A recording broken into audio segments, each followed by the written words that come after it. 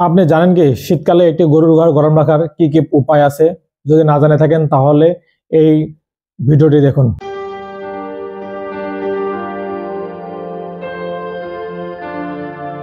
আসসালামু আলাইকুম viewers, Rabia creative channel থেকে আপনাদের সবাইকে স্বাগতম। এখন যেহেতু শীতকাল চলতেছে, খুব তীব্র শীত। এই শীতে গরুর অনেক সমস্যা, অনেক রোগ বালাই দেখা দিচ্ছে।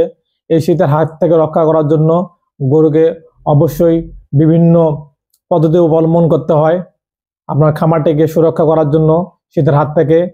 সেই উপায়গুলো আজকে আমি বিস্তারিত আলোচনা করব। চলুন জেনে নেই এই শীতকালে গরুর ঘর গরম রাখার কি কি উপায় আছে। বর্তমানে যেহেতু শীতকাল চলতেছে, শীতকালে কিছু জায়গায় শৈত্যপ্রবাহ চলতেছে। এর ফলে গরু অনেক অসুখ বিসুখ হচ্ছে, অনেক সময় গরু নিউমোনিয়া হয়ে সেই গরু মারা যাচ্ছে।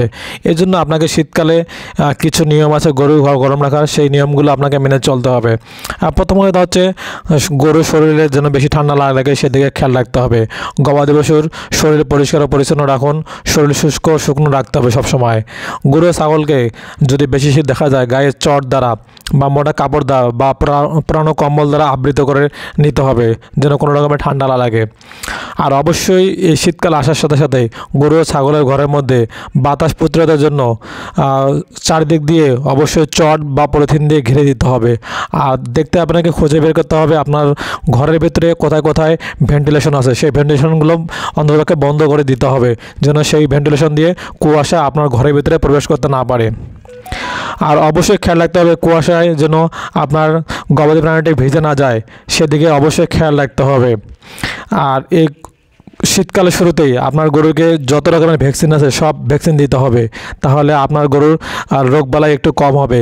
এবং অবশ্যই গরুকে হালকা পানি মেশানো, গরম পানি মেশানো খাবার খাওয়াবেন অথবা গরম পানি খাওয়াবেন, তাহলে আপনার গরুর অসুখ বিসুখ খুব কম হবে।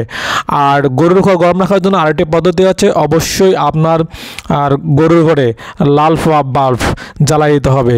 এই লাল বাল্বের তাপমাত্রার ফলে গরুর ঘর গরম থাকবে এবং গরু যে প্রস্রাব পায়খানা করে সেটা প্রস্রাবটি শুকিয়ে যাবে এবং ভেজা থাকবে না। যদি আপনার মেঝেটি ভেজা থাকে তাহলে আপনার গরুর নিউমোনিয়া এমনকি ঠান্ডাজনিত অনেক রোগবালাই আক্রান্ত হতে পারে, এতে আপনার গবাদি পশুটি মারা যেতে পারে।